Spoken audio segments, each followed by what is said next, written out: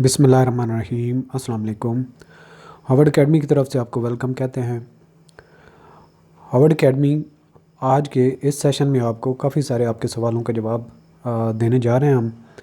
Inspector inland revenue, जैसा कि आपको मालूम है, BPS 16 की मिनिस्ट्री ऑफ फाइनेंस FPSC के थ्रू 492 जॉब्स जो अनाउंस हुई हैं, उस पर कई सारे क्वेश्चंस बार बार अभी भी आप शायद आवाज़ सुन रहे हूँ, तो आवाज़ मैसेजेस की आ रही है। तो एस्पिरेंट्स बहुत एंग्जियस भी हैं, जोशीले भी हैं कि हम किसी तरीके से इस अपॉर्चुनिटी को अवेल करें। तो डेफिनेटली अवेल भी करना चाहिए। आई विल रिकमेंड, अगर मैं इससे बड़े ग्रेड में ना होता तो मैं भी कोशिश करता कि इसी ग्रेड पे दोबारा एक दफ़ा अप्लाई करता, लेकिन क्योंकि एक हायर ग्रेड से लोअर ग्रेड में आप स्विच नहीं कर सकते गवर्नमेंट सर्विस में, तो ये प्रॉब्लम होता है। तो आज के इस सेशन में काफ़ी सारे आपके सवालों के हमने जवाब देने हैं। टेबल ऑफ कंटेंट हैं ये। एलिजिबिलिटी क्राइटेरिया पे पहले हम बात करेंगे। उसके बाद कुछ लोगों का जहन में आ रहा है कि इंस्पेक्टर है, यूनिफॉर्म पहनता है, तो डेफिनेटली इसके फ़िज़िकल कोई स्टैंडर्ड वगैरह भी होगा कि नहीं।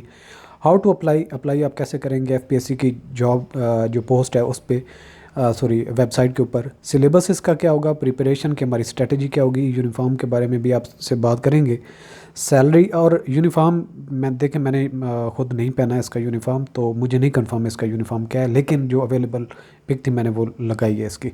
तो अगर गलती हुई है तो फिर मुझे पहले ही मैं आपसे माजरत करता हूँ। सैलरी के बारे में आपसे डिटेल शेयर करेंगे, इसके अलावा ड्यूटीज़ एंड रिस्पॉन्सिबिलिटीज़ पर भी बात करेंगे।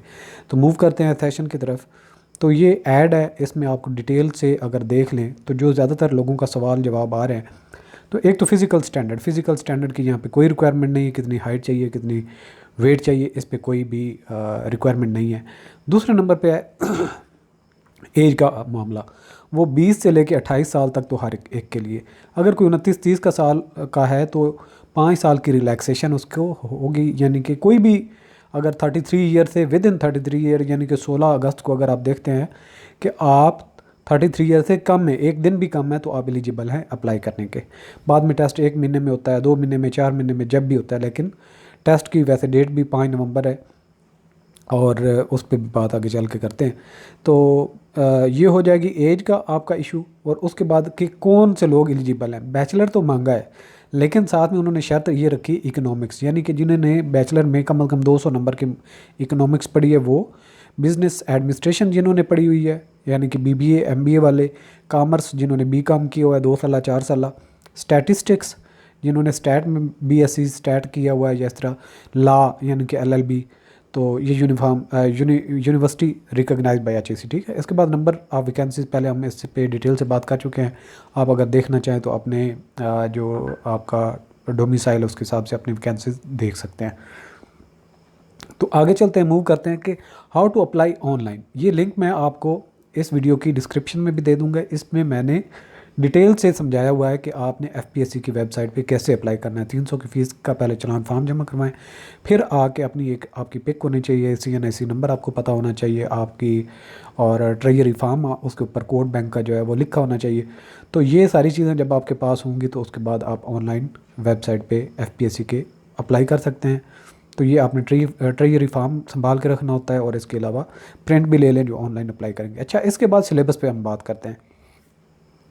सिलेबस इसका थोड़ा मुश्किल है, तो स्पेशली जिन्होंने इकोनॉमिक्स या स्टैटिस्टिक्स पढ़ी है वो थोड़ा विजिलेंट हो जाएं, क्योंकि उनके लिए थोड़ा प्रॉब्लम होगा। लेकिन यहाँ पे मैं ये बताऊँ, लेकिन की मैंने ये बात की, या LLB वाले, तो हमने जो पहला बैच स्टार्ट करना है वो सबसे आसान रहेंगे। क्यों?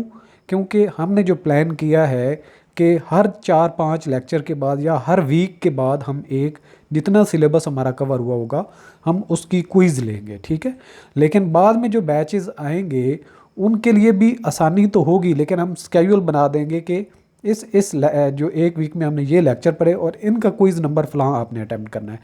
लेकिन जब आप साथ साथ चल रहे होते हैं तो एक दिन में 2 लेक्चर आते हैं, 3 आते हैं, तो आपको वो कवर करना आसान होता है, क्योंकि लेक्चर्स कॉन्स्टेंटली अपडेट हो रहे होते हैं और आपको ज़्यादा टाइम मिले तो रिपीट भी कर सकते हैं।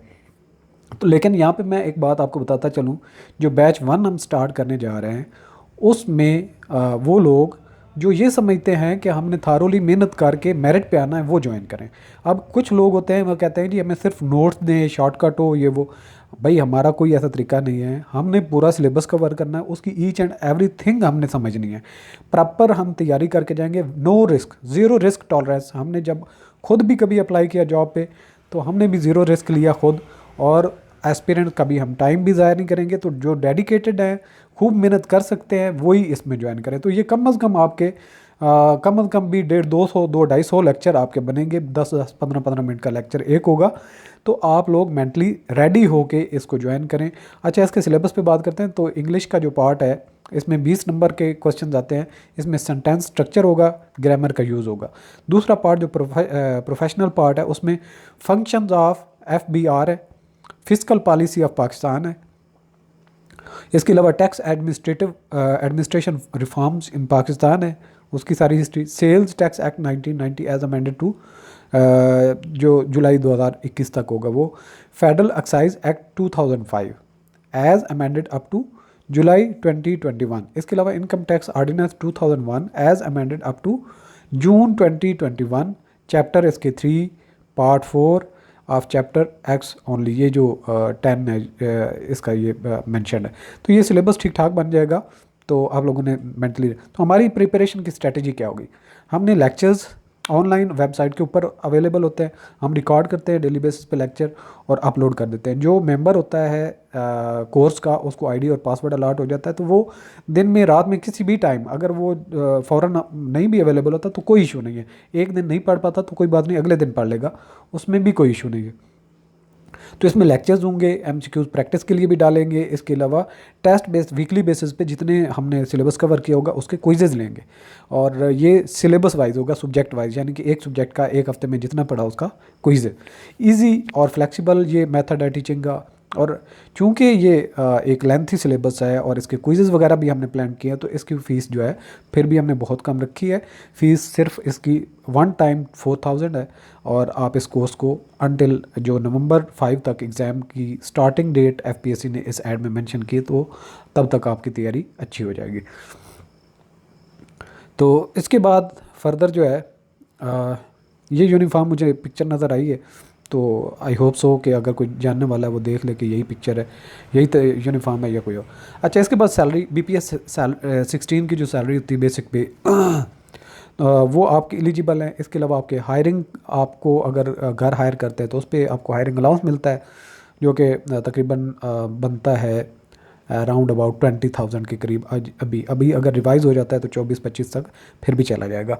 तो इसके अलावा मेडिकल अलाउंस आपको मिलता है, performance allowance, convince allowance, ad hoc मुख्तलिफ चल रहे होते हैं। तो रिकवरीज वगैरह जो आप करते हैं, उसके अलावा आपको FBR एक बेसिक सैलरी भी साथ में आपको एज ए अलाउंस मिल रही होती है। इसके अलावा बोनस भी मिलते हैं। तो तकरीबन 80,000 से 1 लाख तक सैलरी बन जाती है इंस्पेक्टर इनलैंड रेवेन्यू BPS 16 की। तो ज़बरदस्त है, अट्रैक्टिव है। ड्यूटीज़ एंड रिस्पॉन्सिबिलिटीज़ की बात करें तो देखें, टैक्स बहुत बड़ा एक डिपार्टमेंट है।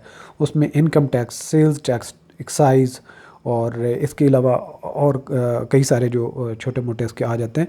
तो टैक्स के रेलिवेंट जितने भी आपके डिपार्टमेंट्स हैं, डिस्ट्रिक्ट लेवल पे भी हैं, प्रोविंशियल लेवल पे भी हैं, तो आपकी जहाँ पे भी डिप्लॉयमेंट किसी भी जगह पे हो सकती है, और डिप्लॉयमेंट के साथ साथ आपको एक एरिया दिया जाता है, तो आप डेफिनेटली अपने जो आपकी यूनिट होती है उसके इंचार्ज होते हैं BPS 16 वाला। तो ज़बरदस्त किस्म का आपने टैक्स की कलेक्शन देखनी होती है कि उस एरिया के जितने भी लोग हैं, जो मैक्सिमम लोग हैं वो टैक्स दे रहे हैं। अगर कोई टैक्स एवेड कर रहा है उसकी इंक्वायरी वगैरह करना, और उसके एविडेंस अगर हैं तो उसको टैक्स में मद में लेके आना, और उसकी रिटर्न वगैरह, ये सारी की सारी आपकी टैक्स के रेलिवेंट ड्यूटीज़ एंड रिस्पॉन्सिबिलिटीज़ होती हैं।